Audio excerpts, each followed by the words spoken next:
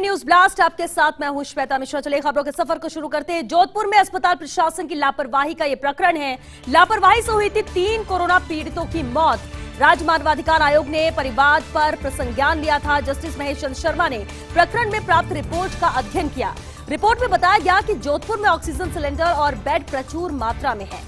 Doctors के अनुसार रोगियों को गंभीर अवस्था में पूरा इलाज मिला है। चिकित्सालय स्तर पर भी नहीं पाई गई कोई भी कमी। राज्य सरकार लोगों के स्वास्थ्य के प्रति बेहद जागरूक है। प्रदेश में कोरोना संक्रमित मरीजों की रिकवरी रेट भी अच्छी है। मृत्यु दर कम होने का श्रेय भी जाता है राज्य सरकार द्वारा उठाए गए कदमों को, और इस दिशा में राज्य सरकार के प्रयास सराहनीय और प्रशंसनीय है। लेकिन इस गंभीर बीमारी से पूरा विश्व संघर्ष कर रहा है। वायरस पर नियंत्रण के लिए वैज्ञानिक दिन रात परिश्रम कर रहे हैं। भारत सरकार द्वारा भी टीकाकरण का कार्यक्रम संतोषजनक रूप से करवाया जा रहा है। हालांकि इसके बावजूद वायरस पर नियंत्रण पाना मुश्किल हो रहा है। आयोग का ये मत कि आयोग के रजिस्ट्रार महोदय को निर्देशित किया जाए प्रत्येक माह में 2 बार जोधपुर जाकर संबंधित अधिकारियों के साथ बैठक करें।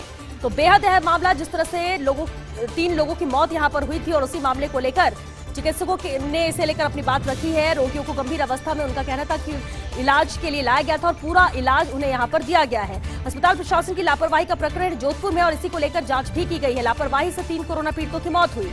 राज्य मानवाधिकार आयोग ने इस परिवाद पर प्रसंज्ञान लिया था।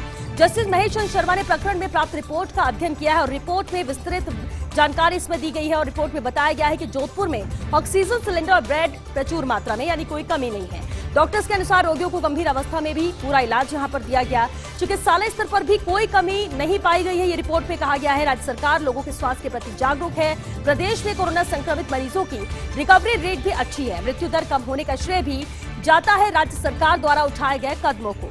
इस दिशा में राज्य सरकार के प्रयास सराहनीय और प्रशंसनीय है। लेकिन इस गंभीर बीमारी से पूरा विश्व संघर्ष कर रहा है। वायरस पर नियंत्रण के लिए वैज्ञानिक दिन रात परिश्रम कर रहे हैं। भारत सरकार द्वारा भी टीकाकरण का कार्यक्रम संतोषजनक रूप से करवाया जा रहा है। हालांकि इसके बावजूद वायरस पर नियंत्रण पाना मुश्किल हो रहा है।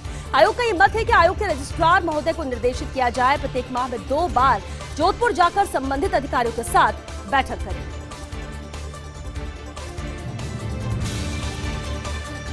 नरेंद्र मोदी नटवर सिंह की मुलाकात खत्म हुई है। लगभग आधे घंटे तक आज दोपहर में ये मुलाकात चली थी। प्रधानमंत्री के बुलावे पर इन दोनों के बीच में मुलाकात हुई थी और मोदी ने पूछे 90 वर्षीय नटवर सिंह की तबीयत के हालचाल की। कोरोना संकट पर भी मोदी ने अपनी चिंता जताई है। कोरोना संकट पर चर्चा के दौरान नटवर सिंह ने भी चुटकी ली और कहा कि अभी ऊपर नहीं है जगह, वहां है कोरोना की भीड़, इसलिए मुझे कुछ दिन रहने दो इसी संसार में। देश और विदेश से जुड़े सभी मुद्दों पर दोनों के बीच में बातचीत हुई और बातचीत बिल्कुल अनौपचारिक और गपशप के मूड में रही। लेकिन बातचीत के दौरान नरेंद्र मोदी ने बेहद महत्वपूर्ण टिप्पणी की और कहा कि देश में इस समय कोई सशक्त विपक्ष नहीं है और ये भारत के लोकतंत्र के लिए कोई शुभ लक्षण नहीं है। लोकतंत्र में मजबूत विपक्ष का होना बहुत जरूरी है। इसके अलावा विदेश नीति से जुड़े कई मुद्दों पर भी अनौपचारिक चर्चा हुई है। अमेरिका, रूस, चीन, पाकिस्तान के साथ भारत के संबंधों पर भी चर्चा हुई। अफगानिस्तान से अमेरिकी फौजों की प्रस्तावित वापसी भी बातचीत का मुद्दा रही है। अलबत्ता राजस्थान के राजनीतिक हालात को लेकर दोनों के बीच कोई चर्चा नहीं हुई है। राजस्थान को लेकर चर्चा नहीं हुई, लेकिन इसके अलावा भी तमाम अहम मुद्दों को, राष्ट्रीय और अंतर्राष्ट्रीय मुद्दों पर भी दोनों के बीच काफी बातचीत हुई है। लेकिन अनौपचारिक और गपशप के मूड में ही दोनों के बीच ये बातचीत हुई। दुनिया में भारत की बढ़ती धाक, गरीब देशों में लोकप्रिय और चतुर निवेशक के रूप में धाक है भारत की, जबकि पड़ोसी चीन और पाक आज भी कारगुजारियों से संदेह के घेरे में है। विकासशील देशों में बतौर निवेशक पहली पसंद बना हुआ है भारत। यहाँ भारतीय निवेशकों ने अपनी गहरी जड़ें जमा ली है। अफ्रीकी देश जाम्बिया की राजधानी लुसाका में लहराता दिखा है तिरंगा। इधर फ्लाईओवर पर लहराता नजर आया भारत का राष्ट्रध्वज। वहीं भारतीय कंपनियों के वाहन और मोबाइल नेटवर्क भी अफ्रीकी देशों में पसंद किए जा रहे हैं। इंफ्रास्ट्रक्चर और रेलवे समेत कई क्षेत्रों में यहाँ भारतीय निवेशकों पर भरोसा जताया गया है, जबकि चीन को ये देश हमेशा संदेह की नजर से देखते हैं। भारत के विदेश निवेश का आंकड़ा पहुंच चुका है 3.45 लाख करोड़ रुपए तक। वही साल भर में ही भारत ने हासिल किए हैं 4590 विदेशी प्रोजेक्ट। तो धाक भारत ने जमाई है दूसरे छोटे देशों पर, और ये साफ नजर आता है क्योंकि उनकी पहली पसंद भारत बना हुआ है। गरीब देशों में लोकप्रिय है और चतुर निवेशक के रूप में अपनी धाक भारत ने जमाई है।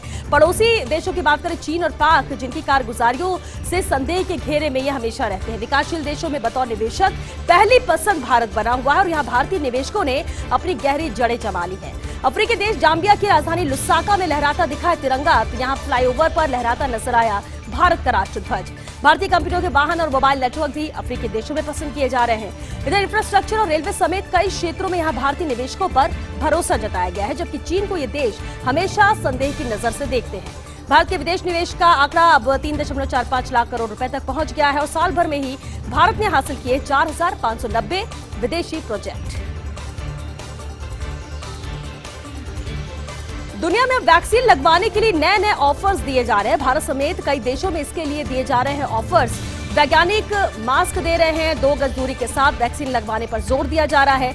इधर दिल्ली निगम वैक्सीन लगवाने पर टैक्स में 5% की अतिरिक्त छूट भी दे रहा है, जबकि रूस में फ्री आइसक्रीम, इजराइल में कोकेन, पिज्जा यहां पर ऑफर में दिए जा रहे हैं। अमेरिका में फ्री वीडियो गेम, किराने में छूट के साथ कई वस्तुएं भी फ्री दी जा रही हैं। अमेरिका में कर्मचारियों को बोनस और 2 दिन की छुट्टी भी दी जा रही है। दुबई की बात करें तो यहाँ पर 3 बड़े रेस्तरां वैक्सीन लगवाने पर 90% की छूट दे रहे हैं। इन सब के बीच सबसे ज्यादा ऑफर दिए जा रहे हैं अमेरिका में, तो लोग ज्यादा से ज्यादा बढ़ चढ़कर वैक्सीनेशन में शामिल हो, वैक्सीन लगवाएं और इसलिए अलग अलग ऑफर दिए जा रहे हैं। भारत समेत अन्य देशों में भी ऑफर दिए जा रहे हैं ताकि लोग बढ़ चढ़कर हिस्सा लें और वैक्सीन लगवाएं, इससे डरे नहीं, आगे बढ़े ताकि आंकड़ा भी बढ़े और लोग सुरक्षित रहें।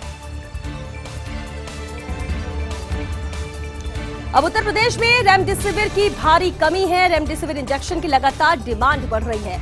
कोविड-19 के इलाज में काम आते हैं रेमडेसिविर इंजेक्शन। मुख्यमंत्री योगी आदित्यनाथ ने गुजरात से इंजेक्शन मंगवाए हैं। योगी के निर्देश पर ही विशेष विमान अहमदाबाद पहुंचा। विमान से लखनऊ लाए गए हैं 25,000 रेमडेसिविर के इंजेक्शन।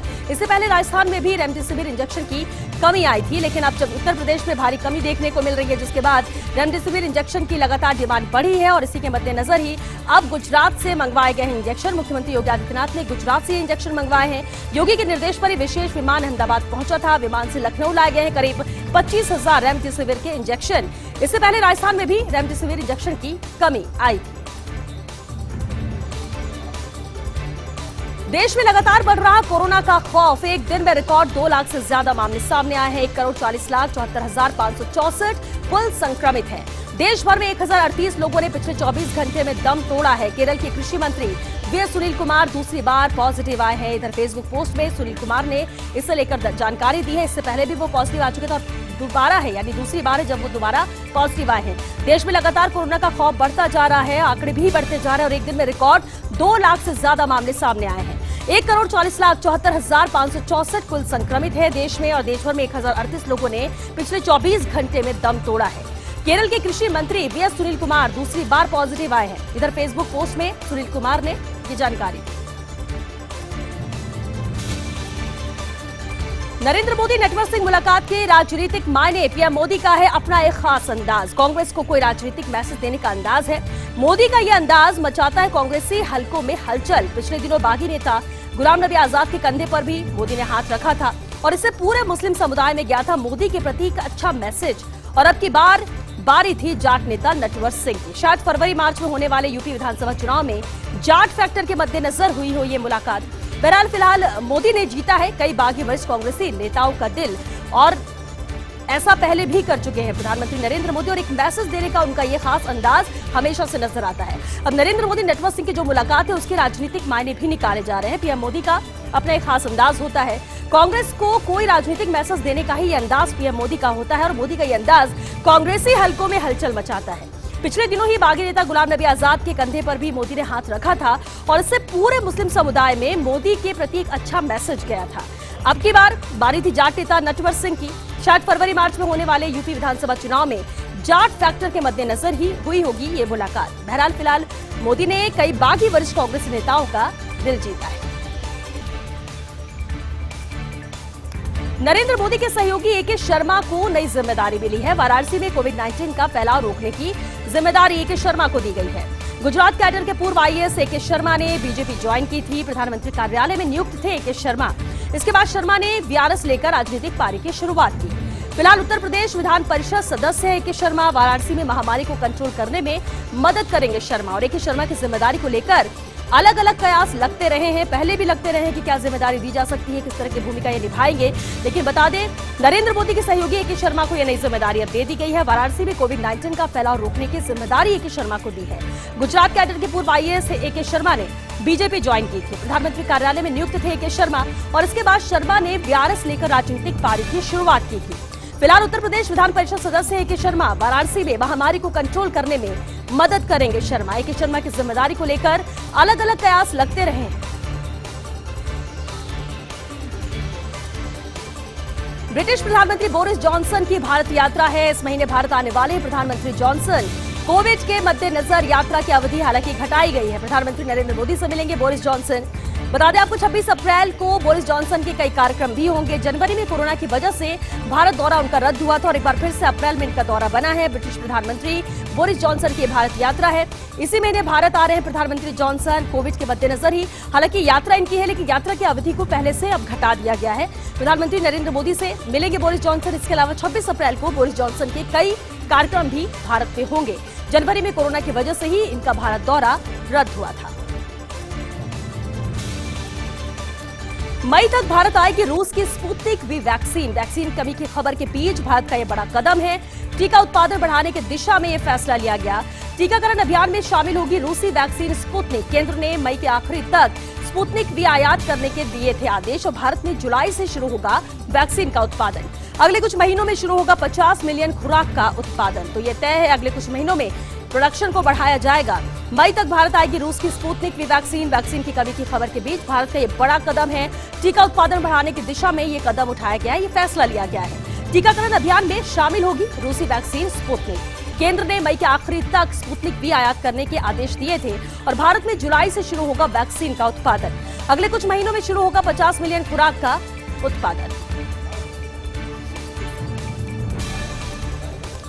पहले मानव युक्त अंतरिक्ष मिशन में फ्रांस करेगा भारत की मदद। गगनयान अंतरिक्ष मिशन को लेकर दोनों देशों के बीच करार हुआ है। इसरो और फ्रांस की अंतरिक्ष एजेंसी CNES में समझौता हुआ है। 2022 में भारत की स्वतंत्रता की 75वीं वर्षगांठ के उपलक्ष्य में ये योजना है। भारतीय भूमि से अंतरिक्ष यात्रियों को अंतरिक्ष में भेजने की योजना है। 2022 में अंतरिक्ष में भेजना प्रस्तावित है मानव युक्त गगनयान। हालांकि कोरोना महामारी के कहर के कारण इसमें और विलंब हो सकता है। समझौते के तहत फ्रांस और जर्मनी में प्रशिक्षण इसे लेकर दिया जाएगा और ये समझौता यहाँ पर हो चुका है। 2022 में इसे माना जा रहा है। तो पहले मानव युक्त अंतरिक्ष मिशन में भारत की मदद करेगा फ्रांस। गगनयान अंतरिक्ष मिशन को लेकर दोनों देशों के बीच में करार हुआ है और इसरो और फ्रांस की अंतरिक्ष एजेंसी CNES में समझौता हुआ है। 2022 में भारत की स्वतंत्रता की 75वीं वर्षगांठ के उपलक्ष्य में ही ये योजना बनाई गई है। भारतीय भूमि से अंतरिक्ष यात्रियों को अंतरिक्ष में भेजने की ये योजना है। 2022 में अंतरिक्ष में भेजना है प्रस्तावित मानव युक्त गगनयान। हालांकि कोरोना महामारी के कहर के कारण इसमें और भी विलंब हो सकता है, यानी कुछ देरी हो सकती है। समझौते के तहत फ्रांस और जर्मनी में प्रशिक्षण दिया जाएगा। गोवा फॉरवर्ड पार्टी ने सत्तारूढ़ भाजपा से नाता तोड़ा है। पिछले 1.5 साल से दोनों पार्टियों में मतभेद चल रहे थे। गोवा फॉरवर्ड पार्टी के मंत्रियों को हटाने के बाद से ये मतभेद जारी थे। कांग्रेस के कई नेताओं के भाजपा में शामिल होने से ये मतभेद शुरू हुए थे। गोवा फॉरवर्ड के चीफ विजय सरदेसाई का इसे लेकर बयान आया है। उन्होंने कहा कि मनोहर पर्रिकर के निधन के बाद प्रदेश भाजपा राह से भटकी है। सरदेसाई ने अमित शाह को पत्र लिखकर प्रदेश नेतृत्व पर भी आरोप लगाए हैं। इसे लेकर पत्र भी लिखा गया है। तो अब एनडीए से अलग हो चुकी है गोवा फॉरवर्ड पार्टी, जिसने भाजपा से अपना नाता तोड़ दिया है। पिछले 1.5 साल से दोनों पार्टियों में मतभेद चल रहे थे। गोवा फॉरवर्ड पार्टी के मंत्रियों को हटाने के बाद से ही ये मतभेद जारी था। कांग्रेस के कई नेताओं के भाजपा में शामिल होने से ही ये मतभेद शुरू हुआ था और पिछले 1.5 साल से जारी था ये मतभेद। गोवा फॉरवर्ड के चीफ विजय सरदेसाई का इसे लेकर बयान भी आया। उन्होंने कहा कि मनोहर पर्रिकर के निधन के बाद प्रदेश भाजपा राह से भटकी हुई है। सरदेसाई ने अमित शाह को इसे लेकर पत्र लिखा है। प्रदेश नेतृत्व पर कई गंभीर आरोप भी लगाए। 17 अप्रैल को पश्चिम बंगाल में 5वें चरण का मतदान है। मीडिया रिपोर्ट में सामने आई जलपाईगुड़ी जिले की ग्राउंड रिपोर्ट। उत्तरी बंगाल में चाय बागान का इलाका है जलपाईगुड़ी। 302 बड़े चाय बागान हैं यहाँ पर। 60,000 से ज्यादा छोटे चाय बागान हैं। बागान से अलग चाय पत्ती के 182 कारखाने भी हैं यहाँ पर। इधर चाय उद्योग से जुड़ी है 10 लाख लोगों की आजीविका और इस समय चाय उद्योग का 50% कारोबार ठप पड़ा हुआ है। गरीबी की रेखा के नीचे पहुंचे जलपाईगुड़ी के लाखों लोग और बेहद गंभीर विषय जरूर है। लोग यहां पर परेशान हैं क्योंकि 50% पर उत्पादन आ चुका है। 17 अप्रैल को पश्चिम बंगाल में 5वें चरण का मतदान है और मीडिया रिपोर्ट में सामने आई है जलपाईगुड़ी जिले की एक ग्राउंड रिपोर्ट। यहाँ के हालात कैसे हैं? उत्तरी बंगाल में चाय बागान का इलाका है ये जलपाईगुड़ी, जहाँ 302 बड़े चाय बागान है, 60,000 से ज्यादा छोटे चाय बागान है। बागान से अलग चाय पत्ती के यहाँ पर कारखाने हैं कुल 182। चाय उद्योग से जुड़ी हुई 10 लाख लोगों की आजीविका है और इस समय चाय उद्योग का 50% कारोबार ठप पड़ा हुआ है। गरीबी की रेखा के नीचे जलपाईगुड़ी के लाखों लोग पहुंच चुके हैं। राजनांदगांव से आई है कोरोना की गंभीर तस्वीर। कचरा फेंकने वाली गाड़ी में ले जाए गए हैं शव। डोंगर गांव में कोरोना से हुई थी 2 सगी बहनों समेत 3 की मौत। इस तस्वीर ने खोली है छत्तीसगढ़ की स्वास्थ्य व्यवस्था की पोल। तस्वीर सामने आने के बाद अस्पताल प्रबंधन ने किसी भी टिप्पणी से यहां पर इनकार किया है और इससे पहले झारखंड से भी ऐसी ही तस्वीरें सामने आई थी। कचरे के वाहन में लाए गए थे अंतिम संस्कार के लिए शव। इससे पहले भी ऐसी तस्वीरें आई और ये भयावह तस्वीरें हैं जो अलग अलग राज्य के अलग अलग शहरों में देखने को मिलती हैं। और राजनांदगांव से कोरोना की गंभीर तस्वीर आई है। कचरा फेंकने वाली गाड़ी में शव ले जाए गए हैं। डोंगर गांव में कोरोना से 2 सगी बहनों समेत कुल 3 लोगों की मौत हुई थी और इस तस्वीर ने छत्तीसगढ़ के स्वास्थ्य व्यवस्था की पोल खोल दी है, जिसके दावे बार बार किए जाते रहे हैं। तस्वीर सामने आने के बाद अस्पताल प्रबंधन ने किसी भी टिप्पणी से हालांकि इनकार किया। इससे पहले झारखंड से भी ऐसी ही तस्वीरें सामने आई थी। कचरे के वाहन में अंतिम संस्कार के लिए शव लाए गए थे। मध्य प्रदेश के एक गांव के लोगों ने दिखाई है गजब की जागरूकता। दमोह विधानसभा क्षेत्र में उपचुनाव के कारण भारी चहल पहल है। क्षेत्र में लगातार सभाएं कर रहे थे भाजपा और कांग्रेस के नेता। हिनोटा कला गांव का कोविड की चेन तोड़ने का संकल्प है। इधर 3500 लोगों का गांव स्थानीय स्तर पर स्वप्रेरित लॉकडाउन लगाया है। हिनोटा कला के लोगों ने सर्वसम्मति से ये लॉकडाउन किया है। मंगलवार को सुनसान दिख रहा था हिनोटा कला गांव। चुनाव प्रचार से भी दूर दिख रहे थे हिनोटा कला गांव के लोग और इन्होंने स्व लॉकडाउन ही लगाया है सर्वसम्मति से। करीब 3500 लोगों का ये गांव है। स्थानीय स्तर पर स्वप्रेरित लॉकडाउन इन्होंने लगाया ताकि एक भी यहाँ पर पॉजिटिव कोई न रह जाए, कोई संक्रमित ना हो और इसी के तहत ही सख्त फैसला इस गांव के लोगों ने लिया है। मध्य प्रदेश का ये गांव है जिसने गजब की जागरूकता दिखाई है। दमोह विधानसभा क्षेत्र में आता है ये गांव जहां उपचुनाव के कारण भारी चहल पहल देखने को मिल रही थी। क्षेत्र में लगातार सभाएं कर रहे थे भाजपा और कांग्रेस के नेता, लेकिन हिनोटा कला गांव का कोविड की चेन तोड़ने का ये संकल्प है और इसलिए अहम फैसला लिया। 3500 लोगों ने, जो कि गांव के ही लोग हैं, स्थानीय स्तर पर स्वप्रेरित लॉकडाउन इन्होंने लगाया है। सर्वसम्मति से फैसला लिया गया है लॉकडाउन का हिनोटा कला गांव में और ये लोगों ने ही लिया है। मंगलवार को सुनसान दिख रहा था हिनोटा कला गांव। इधर चुनाव प्रचार से भी दूर दिख रहे थे हिनोटा कला के लोग।